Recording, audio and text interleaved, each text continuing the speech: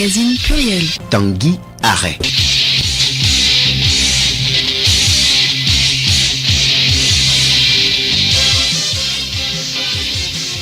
Bonjour à toutes et à tous, merci pour votre fréquence sur Radio Lomé. Nous sommes à 12h30 de samedi et c'est l'heure du magazine Pluriel. Les titres à présent, intelligence artificielle, IA, on en parle désormais dans presque tous les domaines de la vie, notamment la santé, l'éducation, la recherche et l'agriculture. Les atouts de l'IA dans l'agriculture à découvrir dans cette édition. Les cheveux blancs auparavant observés chez les personnes avancées en âge sont de plus en plus visibles chez les jeunes. Qu'est-ce qui explique le phénomène? On en parle également dans ce journal.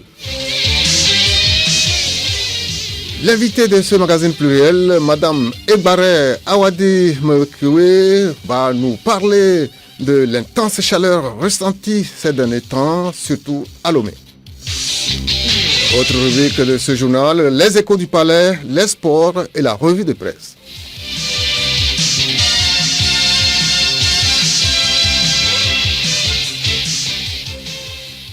Mesdames, Messieurs, encore une fois, bonjour. Elle est sur les lèvres ces derniers temps. L'intelligence artificielle, c'est quoi l'intelligence artificielle? À quoi ça sert? Nous avons promené notre micro des propos recueillis par Biova Bongo. C'est une intelligence créée par l'homme pour aider l'homme pour un besoin utile. Par exemple, pour les élèves, ça les aide à apprendre le cours, à traiter les exercices, à faire des recherches. Ça aide également dans la vie courante. La plupart des programmeurs et des créateurs de contenu utilisent ChatGPT, surtout dans notre génération, la génération Z et la génération Alpha qui s'annonce. C'est un module qui est très utilisé et qui est très nécessaire. Même dans les applications WhatsApp, Google et dans les téléphones comme iPhone, Samsung, tout ça, c'est plus des programmes qu'on écrit, mais c'est une intelligence artificielle qui est au contrôle du téléphone. Surtout dans les hôpitaux, ça a beaucoup d'avantages. C'est bon à utiliser. Par exemple, à l'hôpital, il y a des robots qui te soignent, qui prennent soin de toi. C'est bon. Moi-même, j'en ai vu. Cette application-là qui est développée pour aider les humains dans leurs différentes tâches. L'intelligence artificielle de nos jours est vraiment utile parce que il y a des choses que l'humain ne peut pas faire que l'intelligence artificielle le fait. Par exemple, une intelligence artificielle s'appelle ChatGPT. Ça aide presque tout le monde dans beaucoup de domaines, que ce soit dans la santé, n'importe quel domaine. L'intelligence artificielle aide les humains à bien faire leurs tâches et à le faire plus mieux. Il y aura un jour le travail que l'homme fait. C'est l'intelligence ou bien la machine, le robot qui va faire ça. C'est vrai, dans certains secteurs-là, ça aide les gens. Même la fiscalité, les statistiques, dans la médecine, dans l'architecture, dans l'informatique. Même pour les langues, c'est bien. L'intelligence artificielle, c'est 10 fois ou 20 fois plus fiable, plus intéressant. L'intelligence artificielle, vous avez suivi, elle révolutionne de nombreux secteurs et l'agriculture n'est pas en reste. Les applications de l'IA dans le domaine agricole sont multiples et prometteuses. Elle offre divers avantages aussi bien aux agriculteurs, consommateurs qu'à l'environnement. Rebecca Kogomna. Les avantages de l'intelligence artificielle dans l'agriculture sont nombreux. Elle permet aux agriculteurs de planifier leur culture et de prendre des décisions éclairées en irrigation. Grâce à des images satellites et des drones équipés de caméras, l'intelligence artificielle peut détecter les signes de maladie ou de ravageurs à un stade précoce. En analysant les données des sols, l'intelligence artificielle peut recommander les doses optimales d'engrais et de pesticides, ce qui réduit la pollution et la dégradation des sols. Autre avantage, les robots agricoles dotés d'IA peuvent effectuer des tâches telles que la récolte, tout en augmentant la productivité et en réduisant la pénibilité du travail. De plus, les drones équipés de capteurs peuvent surveiller les cultures et alerter sur les anomalies en cas de problème. L'intelligence artificielle peut être utilisée pour trier les produits en fonction de leur qualité. Elle détecte les défauts même invisibles à l'œil nu. L'intelligence artificielle permet d'augmenter les rendements agricoles grâce à une meilleure gestion des cultures. En résumé, l'intelligence artificielle offre de nombreuses opportunités permettant de transformer l'agriculture en un secteur rentable et durable. Asrama, synonyme de colère et d'indignation.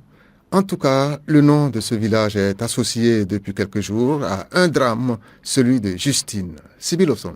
C'est une affaire qui remet sur la table un phénomène longtemps dénoncé, le mariage forcé. Le suicide de Justine, fillette de 13 ans, donnée au mariage par son père en remboursement d'une dette de 127 000 francs CFA, suscite indignation et colère.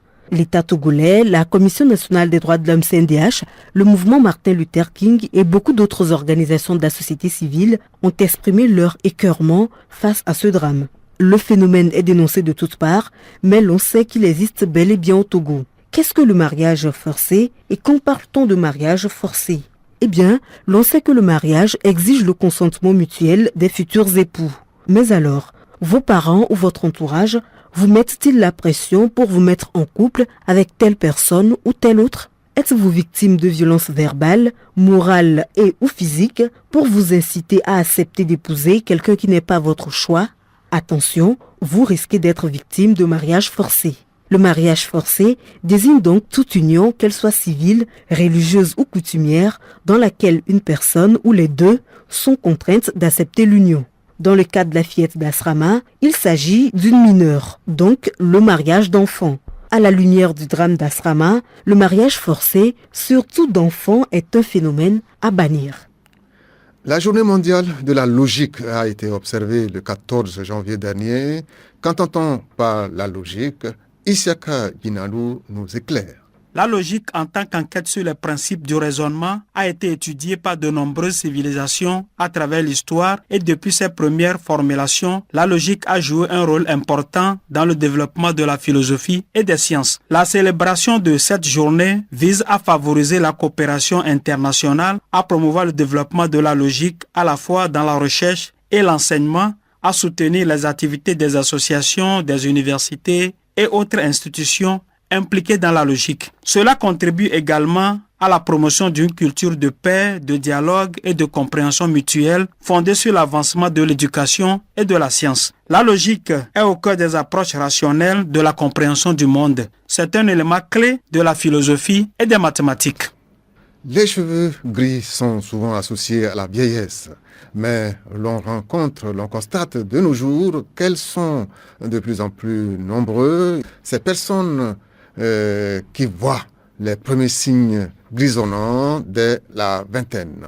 Les personnes voient de plus en plus des signes grisonnants dès la vingtaine. Selon le magazine américain Newsweek, le stress et la fatigue seraient à l'origine de ce phénomène. Hortense Dioua.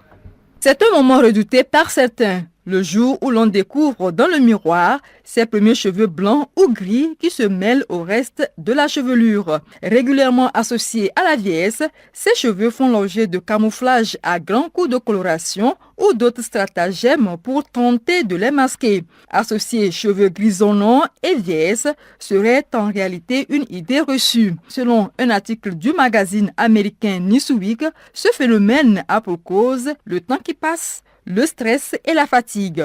Dans une autre étude, celle-ci publiée en 2021, il est indiqué que le grisonnement des cheveux peut commencer au milieu de la trentaine pour les caucasiens, à la fin de la trentaine pour les asiatiques et au milieu de la quarantaine pour les africains. L'étude explique comment les déséquilibres minéraux pourraient contribuer au grisonnement prématuré chez les jeunes et ce parfois dès leur vingtaine. Il est démontré dans ce document que les cheveux foncés tirent leur couleur de minéraux comme le magnésium et le fer qui contribuent également à la production d'énergie. Le vieillissement, le stress et la fatigue peuvent épuiser ces minéraux, les obligeant à être remplacés par le calcium et le zinc, ce qui entraîne des cheveux blancs ou gris. Un stress soudain peut accélérer ce processus en empruntant des minéraux aux cheveux.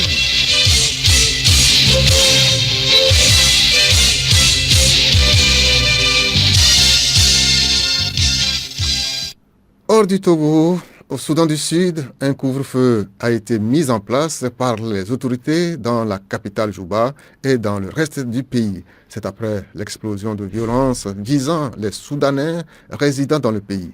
Ces attaques sur les commerces et les personnes auraient fait 5 morts à Juba. Elles font suite aux tueries commises contre les Sud-Soudanais par les hommes portant l'uniforme des forces armées soudanaises. La suite de l'actualité avec vous, Charlotte Ahar. Au Sénégal, l'opposant Farba Ngom, proche de l'ancien président Macky Sall, pourrait bientôt perdre son immunité parlementaire pour répondre aux questions de la justice. Une commission chargée d'étudier la demande de levée d'immunité parlementaire a été adoptée par les députés à l'Assemblée nationale hier. À l'origine de la procédure, le parquet financier qui a ouvert une enquête sur des transactions suspectes pour un montant de 125 milliards de francs CFA. Transactions auxquelles il serait mêlé.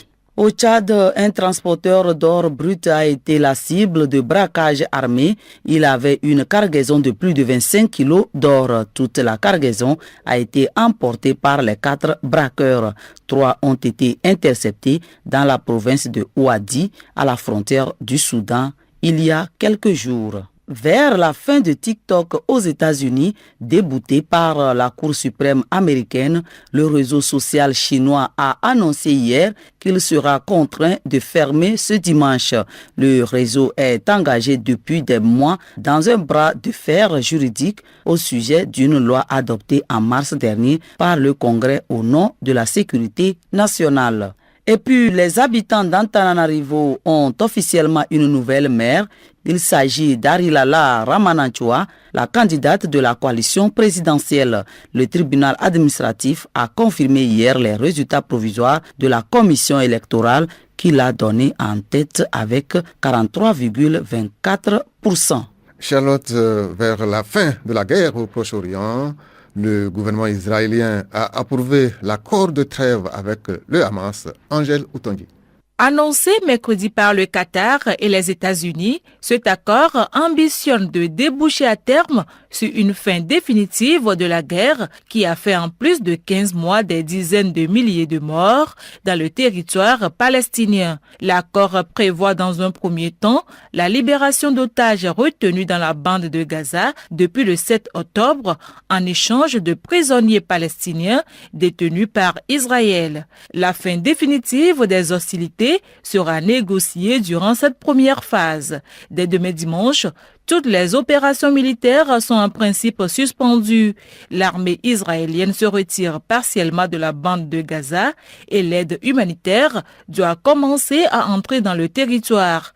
Dimanche toujours, le Hamas palestinien est censé libérer 3 otages. Un premier groupe de détenus palestiniens doit aussi retrouver la liberté au même moment.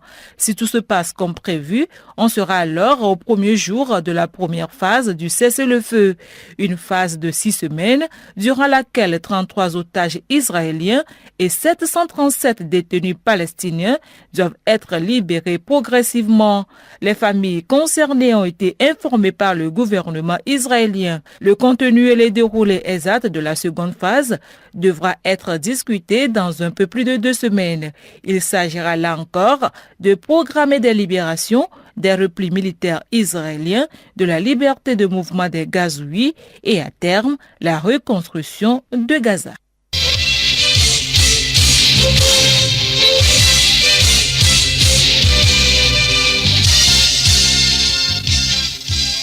Changement climatique, le sud du Togo est confronté en ce moment à une chaleur excessive, difficile à supporter par la population. Et qu'est-ce qui explique cette chaleur? Quelle est la conduite à tenir? Geneviève Pognon a posé ces questions à Madame Egbare Awadi Mewekinewe, agrométéorologiste, chef centre didactique à l'ANAMET, l'Agence nationale de la météorologie du Togo. Madame Egbare Awadi Mewekiwe, bonjour. Bonjour madame et bonjour chers auditeurs. Alors, vous êtes agrométéorologiste et chef centre didactique à l'Agence nationale de la météorologie Togo. Dites-nous comment comprendre la chaleur difficile à supporter en ce moment d'Harmattan. Merci madame. Retenons que l'harmattan est un vent chaud et sec qui souffle du nord-est vers le sud-ouest. Et en période d'harmattan, le temps est alterné, et ça dit le matin il fait très frais, mais dans l'après-midi il fait très chaud et l'air est très sec. Et l'air étant sec, ce qui fait qu'il y a l'augmentation des températures, d'où la chaleur ressentie durant ces moments. Et il faut également signaler que actuellement cette chaleur est beaucoup plus intense au sud du Togo qu'au nord, et cela s'explique par une grande humidité dans les basses couches que nous enregistrons durant ces derniers moments-là. Cette humidité combinée avec l'augmentation des températures et surtout, il faut le souligner ici, et la pollution de l'atmosphère par les activités humaines. Donc la combinaison de ces trois éléments, c'est ça qui entraîne la chaleur que nous ressentons ces derniers moments-là, surtout au sud du Togo. Et l'année 2024 est déclarée année la plus chaude par l'Organisation mondiale de la météorologie. Que disent les prévisions par rapport à l'année 2025 cette année? D'abord, avant de parler de ces prévisions, il faut dire que suivant les courbes d'évolution des tendances des températures durant les 5 dernières années, il y a augmentation de température. Donc, l'année 2024 a enregistré une évolution de température beaucoup plus élevée et voire même les 5 dernières années. C'est ça qui amène les experts à dire que l'année 2024 est déclarée comme étant une année chaude. Vu les tendances chronologiques telles que nous venons de dire, c'est-à-dire durant les 5 dernières années, voire les 10 dernières années, on a remarqué que les températures se réchauffent. Voilà, ce réchauffement de température nous amène à dire que l'année 2025 pourrait également enregistrer de hausses températures, d'où l'augmentation de la chaleur que nous ressentons ces moments-ci. L'année 2025 pourrait être une année aussi chaude. Alors, quels seront les impacts de cette chaleur sur la santé humaine et l'agriculture et l'écosystème, par exemple? Comme impact surtout sur la santé humaine, il faut noter la déshydratation, l'épuisement du corps humain et des difficultés respiratoires, et surtout chez les personnes âgées, et des malaises également graves, voire même des décès, surtout des personnes vulnérables. Nous disons ici des personnes vulnérables, nous citons les enfants, les nourrissons, les tout-petits, les vieillards, les personnes ayant des maladies chroniques, ceux qui ont des AVC, tout ça là, ce sont des personnes vulnérables dont l'augmentation de ces chaleurs peuvent rapidement impacter. Sur l'agriculture. Sur l'agriculture, il faut dire actuellement, les activités agricoles sont au ralenti. Nous sommes vers la fin des récoltes et donc actuellement c'est le moment idéal pour la conservation des céréales et des légumineuses. Et il faut souligner que l'augmentation de ces chaleurs peuvent impacter surtout la conservation des tubercules d'igname. On peut remarquer des pourritures quand il y a augmentation excessive de la chaleur. Ça peut impacter également la conservation du manioc. Comme nous sommes en période morte, il faut souligner qu'il y a également des cultures de contre-saison qui sont mises en place et que durant cette hausse de chaleur, l'augmentation de cette température, il y aura augmentation de l'évaporation du sol et la transpiration de ces cultures de contre-saison également. Et ceci va demander plus des fréquences et des doses d'arrosage aux producteurs. Donc, ils vont fournir plus d'efforts pour arroser ces cultures de contre-saison. Impact sur l'écosystème. Sur l'écosystème, il faut dire que certains animaux et végétaux ne supportent pas l'augmentation excessive de la température. La chaleur modifie le métabolisme des micro-organismes qui composent les phytoplanctons que les poissons consomment. Quelle doit être la conduite à tenir face à ces chaleurs-là? Par rapport à la conduite à tenir, nous pouvons prévenir tous les malaises liés à la chaleur en prenant des mesures simples comme nous allons boire beaucoup d'eau en ce moment de chaleur, ne pas être déshydraté exactement. Évitons également de prendre des boissons alcoolisées car elles peuvent augmenter la déshydratation du corps. Restons au frais et à l'abri du soleil et limitant également nos déplacements, les déplacements inutiles. Il faut les éviter. Il faut que nous portons également les cache-nez pour se protéger contre la poussière. Pendant l'harmattan, la poussière est soulevée. Donc, or, cette poussière peut être porteuse de maladies. Il faut qu'on se rafraîchisse le corps à tout moment, surtout les tout petits. Et les personnes âgées, il faudrait se rafraîchir le corps à tout moment et même le visage. Donc, pourquoi pas porter les habits légers, éviter les habits noirs. Et ce que nous conseillons également, c'est de suivre au quotidien les prévisions du temps élaborées par la météo Togo et pour être au parfum des modifications du temps. Vous venez de le dire, les modifications du temps. Est-ce que cette année, l'année 2025, est prometteur en pluviométrie? Effectivement, on a remarqué que dès le début de la saison, si je prends le cas de la petite saison au sud ici, le démarrage a été un peu tard. Et que même après le démarrage, on a remarqué des séquences sèches, des périodes sans pluie et très longues, ce qui a impacté le développement des cultures. Il y a des localités qui n'ont pas réussi la petite saison. Néanmoins, ceux qui se sont pris tôt, et ils ont pu avoir quelque chose. Maintenant, par rapport à l'année 2025 et les prévisions ne sont pas encore élaborées. Nos experts s'activent depuis un temps pour mettre en place ces prévisions. Donc, ces prévisions seront élaborées en fin février et seront à la disposition de la population déjà vers le début du mois de mars. Les pluies vont commencer déjà vers la fin du mois de février. Dans le mois de mars, peut-être la population va vouloir commencer par installer leur culture. Donc, nos prévisions seront élaborées et mises à leur disposition déjà vers le début du mois de mars pour ce qui concerne le sud du Togo. Concernant le nord du Togo, ces prévisions seront élaborées déjà en fin du mois d'avril et dans le mois de mai. Ces résultats seront à la disposition de la population, accompagnés des avis et conseils pour les accompagner durant cette saison pluvieuse. Madame Egbare Awadi Mewekiwe, je rappelle que vous êtes agrométéorologiste, chef centre didactique à l'Agence nationale de la météo Togo. Nous sommes arrivés presque à la fin de notre entretien. Avez-vous un mot de la fin?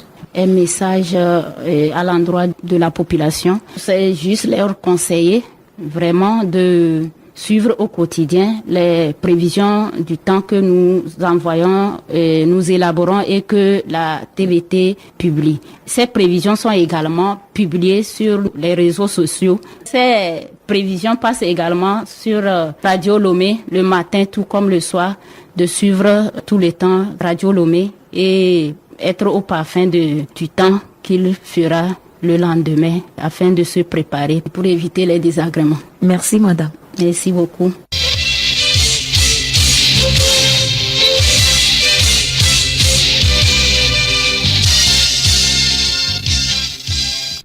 Les échos du palais. Le jeune Amidou, la trentaine, est accusé de pédophilie sur la petite Nadia, âgée de 8 ans. Il est condamné à 10 ans de réclusion criminelle par la Cour d'appel de Kara. Retour sur les faits avec Hélène Assabi.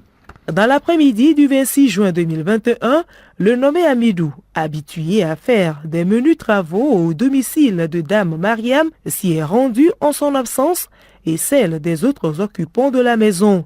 Il se dirige vers une chambre dans laquelle il trouve la petite Nadia, âgée de 8 ans, endormie. Il déshabille l'enfant, puis la soumet au rapport sexuel. Réveillée par les douleurs qu'elle sentait au sexe, la fillette surprit Amidou en pleine relation sexuelle avec elle. Après avoir satisfait sa libido, il s'en alla, abandonna l'enfant à son triste sort. Au retour de sa grand-mère, la petite Nadia porte les faits à sa connaissance et immédiatement elle est conduite au centre hospitalier préfectoral de Saint-Cassé où la mère constate de son agression sexuelle a été faite. Déclaré coupable de pédophilie, Amidou a été condamné à 10 ans de réclusion criminelle par la cour d'assises de Kara à l'audience du 15 février 2023. Sport, football, la préfecture du Golfe prépare déjà la fête de l'indépendance prévue le 27 avril prochain. Les danses du terroir et le sport, en l'occurrence le football, sont au centre des manifestations. Une centaine de clubs de football et une cinquantaine de groupes folkloriques vont compétir à travers les 7 communes de la préfecture jusqu'au 27 avril, date de l'apothéose. C'est le secrétaire général de la préfecture du Golfe, le Bénin Djagbavi, qui a procédé au lancement de ces différentes compétitions à Ségbé dans la commune de Golfe 7 ce samedi. Nous y reviendrons dans nos prochaines éditions. Ces sujets ont fait couler l'encre et la salive cette semaine, les élections sénatoriales, notamment la publication de la première liste des candidats, le suicide d'une fille de 13 ans mariée de force et l'hommage du chef de l'État aux victimes de l'opération Koundouaré. La revue de presse, c'est avec Léontine Atogima. Toutes les parutions sont unanimes sur cette attention particulière du chef de l'État à l'endroit des victimes de l'opération Koundouaré. Au vu de l'appréciation du journal Le Libéral, la cérémonie d'hommage était émouvante. Pour Togo Réveil, ses forces de défense et de sécurité sont des héros. La nation togolaise ne les oubliera jamais, renchérit Ouara les vainqueurs. Courage et force à tous nos frères d'armes de l'opération Koundouaré, ce sont les mots de soutien du journal Économie et Développement. Le Mania libéré abonde dans le même sens et pointe du doigt le grand rapport annuel des forces armées togolaises. Et selon l'apparition, les FAT ont ajusté de façon structurelle et systémique l'outil de défense face aux menaces sécuritaires. Le grand quotidien national Togo Presse confirme que les FAT réaffirment leur loyauté et engagement face aux menaces sécuritaires. Fort Nyasingbe, les FAT, une alliance stratégique pour mieux sécuriser le Togo, résume Symphonie. Autre fait qui crée de l'émoi au sein de l'opinion, le suicide de la petite Justine mariée de force.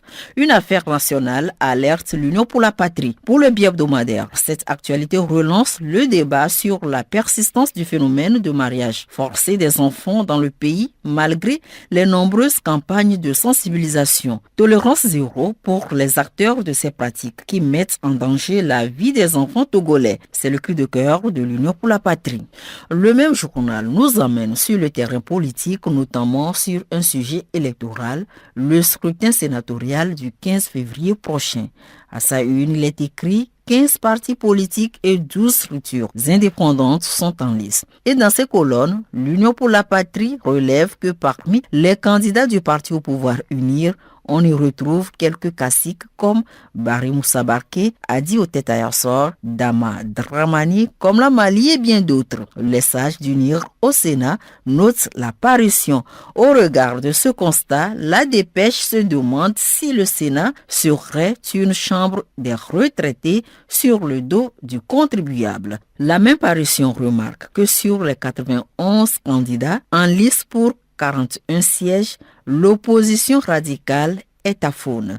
Chronique de la semaine rapporte qu'elle a choisi le boycott pour éviter une énième humiliation électorale. Tout compte fait, la messe électorale sera dite le 15 février prochain, plus qu'un mois alors pour sceller une étape dans la transition du pays vers la 5e République, rappelle l'audience. Avant de clôturer cette édition, parlons nécrologie. En effet, Benjamin Vincent Komla Agbeka repose désormais à Agou Kumaou, son village natal. Il y a été inhumé ce samedi après une messe d'action de grâce sur le stade du dit village. Odette Pira. La messe a été dite par un collège de prêtres au devant desquels l'évêque de Kloto, Benoît Komla Alouonou, était présent pour lui rendre un dernier hommage. Le personnel de la haute autorité de l'audiovisuel et de la communication AC, conduite par son président Telou Bitalonani, le ministre en charge de la sécurité, plusieurs autres autorités politiques traditionnelles et religieuses, des cadres, des parents, amis et des proches de l'illustre disparu venus de tout le pays. Une messe veillée a eu lieu le mercredi 15 janvier en l'église Notre-Dame de la Rédemption de Bek-Ilkame à Lomé, suivie d'une veillée de prières et de chants hier à Agou Kumaou. Benjamin Vincent Komla Agbeka était membre de la HAC, ancien ministre de la Communication, de la Culture, ancien membre du conseil d'administration du port autonome de Lomé, ancien secrétaire général de l'Union Eveto, ancien président d'honneur du comité Gbagba. Benjamin Vincent Komla Gbeka était un homme sociable, rassembleur, toujours à l'écoute de son prochain, et un travailleur infatigable. Cela lui a valu d'être fait officier de l'Ordre national de mérite. Il était un militant convaincu du parti Union pour la République. Beaucoup de la communication doivent à feu Benjamin Vincent Komla Gbeka leur intégration dans la fonction publique.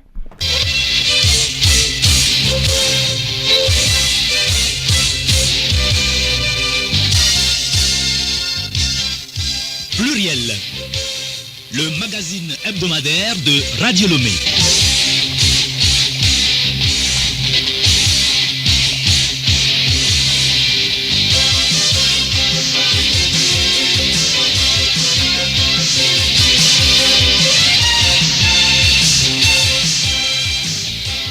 Oui, c'est la fin de ce magazine Pluriel. Le rappel des titres à présent. L'intelligence artificielle, IA, on en parle désormais dans presque tous les domaines de la vie, notamment la santé, l'éducation, la recherche et l'agriculture. Les atouts de l'IA dans l'agriculture ont été découverts dans cette édition. Les cheveux blancs, auparavant observés chez les personnes avancées en âge, sont de plus en plus visibles chez les jeunes. Et qu'est-ce qui explique ce phénomène? On en a parlé également dans ce journal. L'invité de ce magazine Pluriel, Madame Egbare Awadi Mewekwe, elle nous a parlé de l'intense chaleur ressentie ces derniers temps, surtout à Lomé. Autre rubrique que vous avez suivie dans ce journal, les échos du palais, les revues de presse et les sports.